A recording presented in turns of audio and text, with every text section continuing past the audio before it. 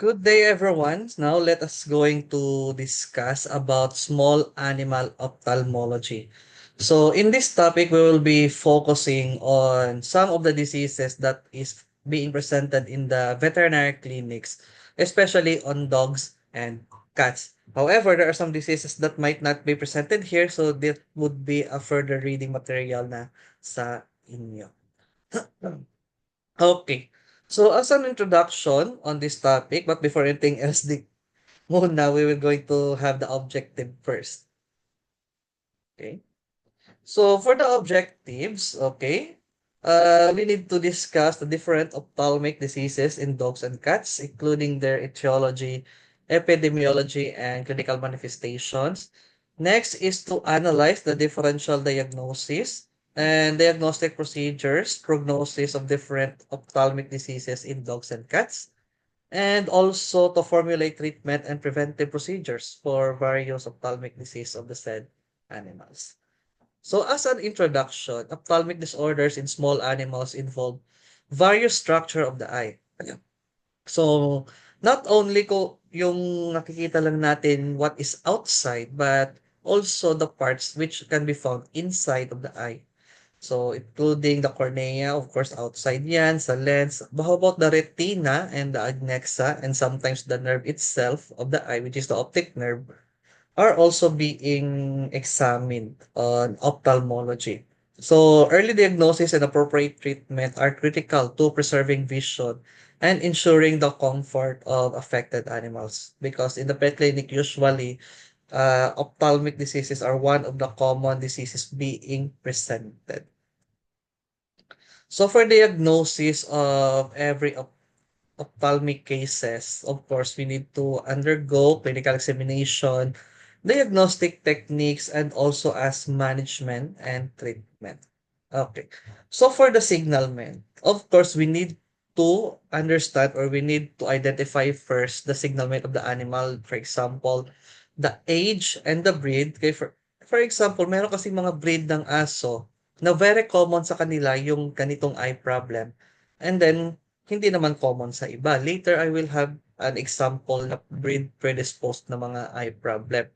And also sa age, because there are some cases that certain eye problems are present in older dogs compared to young ones or vice versa. So for example most likely meron mag-a-ask dito sa inyo in your practice na, "Doc, around 1 week na pero hindi pa bumubuka or around 10 days na hindi pa bumubuka yung mata ng mga puppies, anong gagawin ko?" Actually, that is still normal. Please take note that on puppies, the opening of their eyelid will most likely appear at an average of 14 days. Usually at an average of 14 days, magsa-start na yung pag-open ng mata. Or maybe yung iba is, anong tawag dito? Hindi pa nakabuka or partially pa lang, pero yung point is on that 14th day, expected na magsisimula na yung mag-open ng mata or most likely open na. So if in case mag-extend pa ng up to 3 weeks to 1 month na hindi pa nag-open yung mata, then there is something wrong na. Okay. Next is for the history. Of course, you need to understand the presenting signs like tearing, squinting, redness, or discharge. So for example, you are presented with a certain case. Tapos, you need to understand, you need to assess kung bakit nangyari yung ganitong eye problem. It can be due to trauma, or it can be from the external environment, or parang wala silang idea yung client kung wala namang potential cause of injury like like somewhat ba is it coming from the outside na nag-penetrate to the inside or maybe nagmula inside of the body of the animal and then it reflected a lesion on the eye. Because there are some cases that eye problems are not caused by the external factors but due to intrinsic causes. So, tandaan nyo yan. And then ophthalmoscopy, of course, you need to evaluate other parts which not only found in the outside but also on the inside such as the retina, optic nerve, and vitreous body. So, diagnostic techniques that is usually being done in the clinic or in the small animal practice is fluorescent staining. So actually, it is using by the fluorescent dye, just like this one. Actually, yung strip na ginagamit fluorescent staining is color orange. However, when you put a dip or put a drop of saline, tapos ipapatulo sa mata, then it will be presented with color green, just like here in the picture. Actually, it is usually used to detect corneal ulcers or mga abrasion na hindi potentially makikita ng naked eye or kahit anong eye, kahit anong mga light, enhanced light. So, yun, yung fluorescent staining. Next is tonometry is to measure the intraocular pressure, especially in cases of glaucoma. So just like this one, this is actually the tonometry. Schirmer tear test, actually wala akong ano dito, pero same lang din, merong strip na ilalagay sa conjunctiva or sa mata ng aso, not directly sa mata, pero sa eyelid ng aso, and then i-assess yung tear production if gaano kahaba on a certain time frame. Kasi ito yung ginagamit for diagnosis of keratoconjunctivitis sicca or what we known as the dry eye. And of course, if there might be a potential infection na kahit anong antibiotic mo or eye drops or any treatment, hindi pa rin na hihil yung mata, then might as well consider cytology or culture.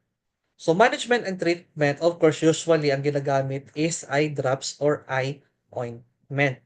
So it can be a antibiotic or anti-inflammatory or potentially lubricants if in case na ang goal is just to smoothen or just to become your eyes hydrated.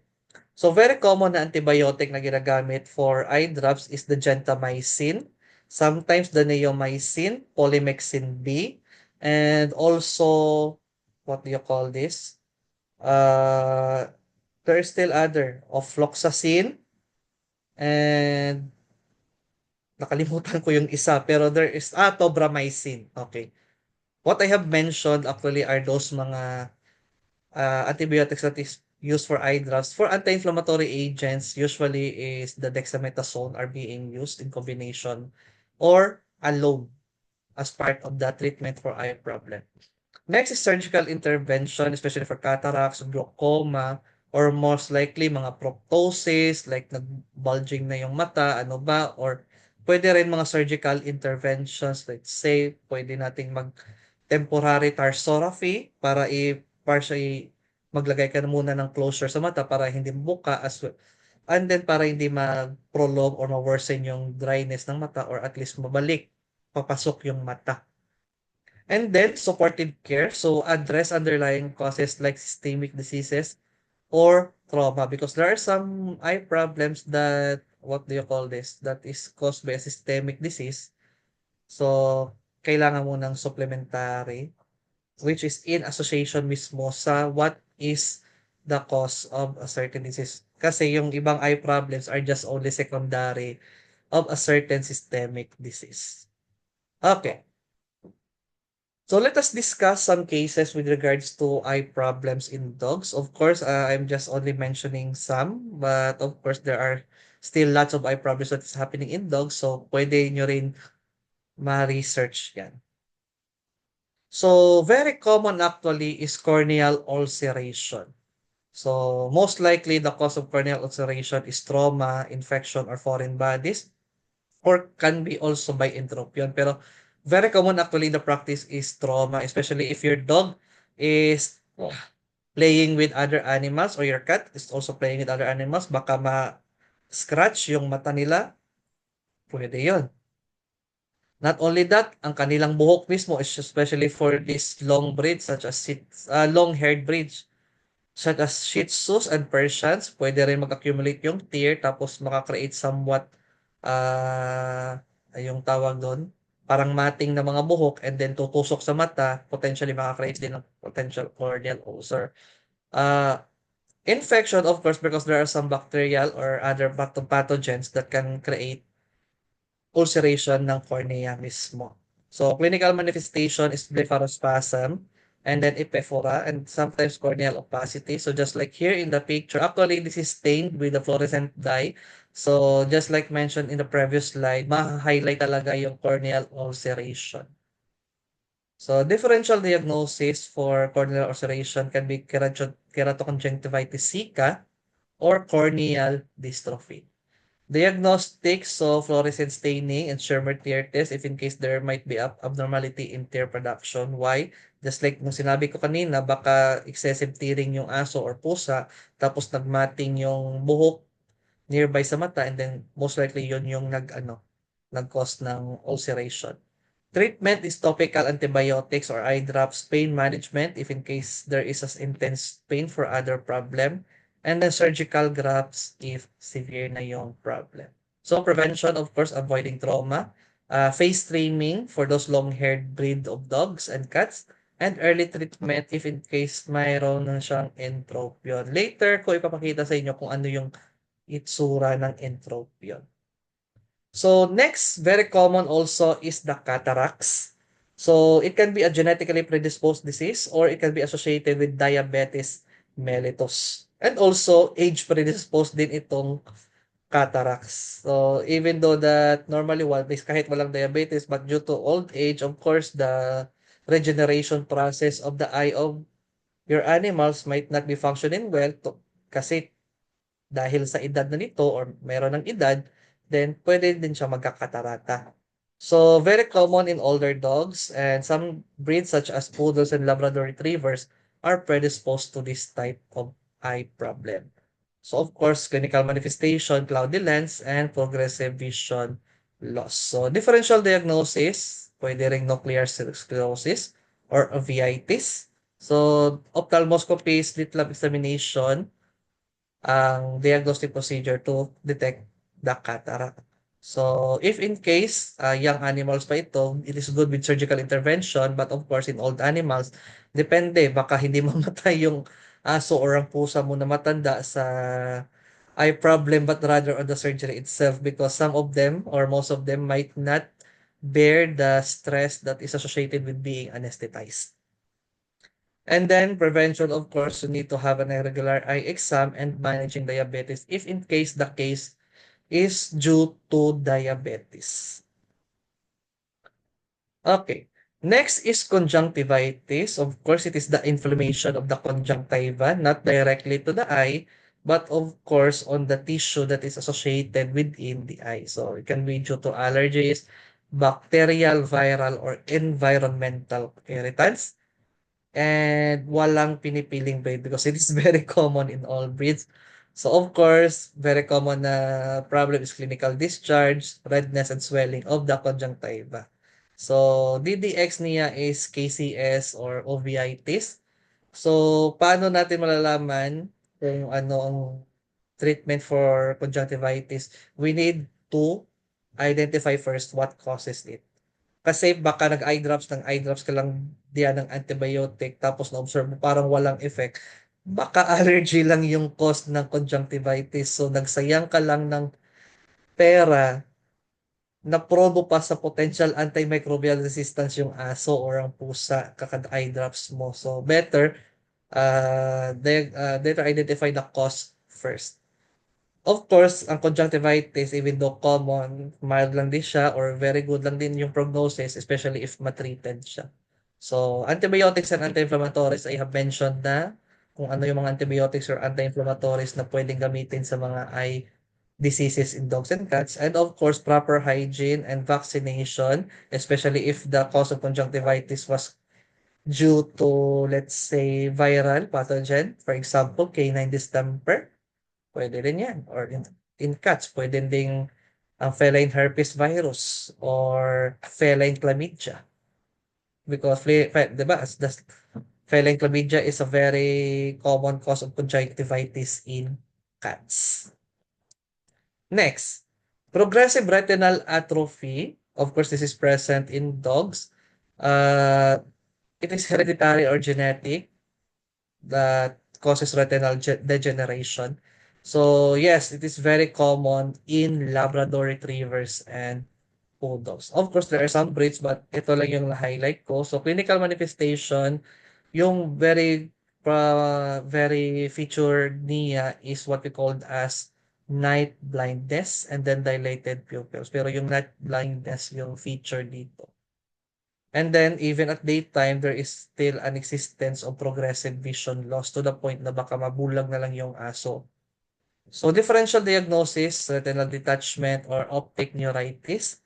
And diagnostic is electroretinography or fundoscopic examination. Unfortunately, the prognosis is poor because it has no cure. So more likely of a supportive care na lang tayo an antioxidant therapy. Why antioxidant therapy? It's because at least naman lang kung hindi natin ma-prevent yung pag-atrophy ng retina, at least medyo mapahina natin. Kasi it has something to do with the oxidizing yung potential degeneration sa retinal atrophy. So, with the aid of antioxidants, at least mapabagal natin yung course of the disease. Prevention, genetic screening before breeding. Okay, since it is a hereditary disease or genetic predisposed disease, huwag na natin gamitin for breeding yung mga aso na meron ng history of PRA. So, just like I mentioned, entropion. So, ano ang entropion? It is actually a congenital or breed predisposed, a traumatic type of eye problem. Actually, happen itong entropion sa mga Shar-Pei, Bulldogs, Chow Chows, and Persian cats. Usually, kumikipot yung eyelid to the point that it will go inside mismo. Just like what is presented here in letter D na para yung eyelid napo-press na papasok to the point na hindi naman sabi na merong problema sa mata ng aso, kundi yung excessive skin fold na nasa mata ng aso or yung eyelid, yung nakaka-cause ng entropion. So, epiphora, corneal irritation, and squinting. So, pwede din siya makakait ng corneal ulceration kasi, of course, hindi lang yung skin ang nagpapasok eh. Most of that, there are sometimes that that skin might have a hair follicle. So of course, if there's a hair follicle, meron ding buhok, baka maka-irritate sa kanyang mata. So diagnostic actually is physical examination and fluorescent staining, of course, to detect for potential secondary corneal ulcer. And differential diagnosis is ectropion. Of course, if there is entropion, there is what we call as if there is entropion, there is what we call as ectropion. So yung ectropion is opposite. Hindi siya excessive skin fold. Parang nakubuka, like grabe yung or merong excessive na tawag dito. Hindi siya excessive na skin, parang loose na skin to the point na parang gusto niyang ipalabas yung mata or hindi niya ma-close. Yun yung sa ectropion. Okay. Prognosis, accelerated surgical correction, of course, blepharoplasty, pagtanggal ng mga excessive skin sa nearby na mga skin na sa eyelid ng aso, usually is the best means para ma-treat yung tinatawag nating entropion. So, prevention is early diagnosis in at-risk breed, just like this one. Very common actually sa Shar-Pei at sa mga Chow Chow. Okay, next is the primary glaucoma. Yes, it happens both in dogs and cats, and the cause of it is the increased intraocular pressure, which is most likely somewhat na associated mismo. There are sometimes associated with other diseases. So, for example, pwede rin siya due to impaired drainage. And then, very common in beagles, cocker spaniels, and Siamese cats. Actually, in this picture here are presented, hindi naman ito mga breeds na na-mention dito. So, clinical manifestation is pain, corneal edema, and blindness. Of course, if there's an increase in the ocular pressure, expected na there will be an impaired vision. So, differential diagnosis is uveitis and retinal detachment. So, diagnostic, of course, the tonometry or gonioscopy because they are the two diagnostic techniques that can identify intraocular pressure. And if in case untreated siya, guarded to poor yung prognosis niya. Okay, for the treatment, so carbonic anhydrase inhibitors, beta blockers, or can be also done during surgical or using surgical intervention. Okay, so for prevention is regular IOP monitoring in predisposed na breeds. Kung alam mo na yung breed ng animal mo is predisposed to primary glaucoma, then dapat from time to time, not necessarily every week, let's say in every years, kanyang annual consult, then pwede mo mag-IOP monitoring. Okay, next is the uveitis. So, most likely, it is, or the cause of the disease is can be infectious or immune mediated. Trauma are also involved. So epidemiology, very common in cats with FIV, FELV, or toxoplasmosis. So clinical manifestation, of course, there might be a redness in the eye, photophobia. When we say photophobia, takot sa sinag ng light, and then pain and meiosis. So differential diagnosis, it can be also glaucoma and corneal ulceration. So syempre yung uveitis kasi is somewhat na anong tawag dito?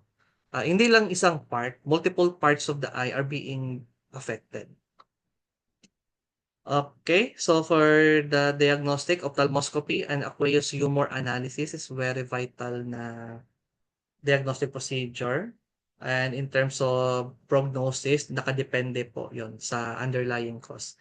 Kasi if in case yung underlying cause is very pathogenic, baka before mo pa ma-fully heal yung uveitis, baka namatay na yung aso or ang pusa ninyo sa primary disease, not necessarily on the uveitis. At least by the presence of uveitis, makaka-assess ka nga, okay, it is not only the uveitis that primarily causes the disease of the animal, but there is hiding there another disease that is hiding there aside from uveitis. Okay, treatment, anti-inflammatory drug, and addressing the underlying cause. So prevention is regular screening and vaccination of the animal, especially if the cause is just like this one, FIV or FELV. Of course, this is highlighted in cats. But it doesn't mean na kung cats yung na-highlight dito, cats lang din yung magkaka-uveitis. There are some cases also in dogs. And then, keratoconjunctivitis sicca or dry eye in dogs. It is actually a immune-mediated destruction of the lacrimal gland. So please take note that the lacrimal gland is the one that produces the tear or luha ng animal. So if in case impaired siya, then most likely it will result to this disease. It is very common in Cocker Spaniels, Bulldogs, and Pugs. And then clinical manifestation actually is thick ocular discharge, conjunctivitis, and corneal ulceration. Of course, because if in hindi na hydrated yung mata ng aso or ng any other animal, then most likely magkaka-ulcer ito. And then differential diagnosis is corneal dystrophy or conjunctivitis. So of course, one of the feature diagnostic test that is used in KCC is Schirmer tear test. So prognosis, it is good with lifelong management, and treatment is cyclosporin and artificial tears if necessary, and prevention is genetic testing before breeding because there might be cases that the breed of your animal or your animal itself has a history of dry eye, so mas mabuting wag mo nang i-proliferate yung lahi nila kasi magkakasuffer lang yung future generations. Next is retinal detachment. Of course, by the name itself, there is a detachment of the retina. So, causes is can be hypertension, trauma, or systemic disease. So, very common in older cats with hypertension.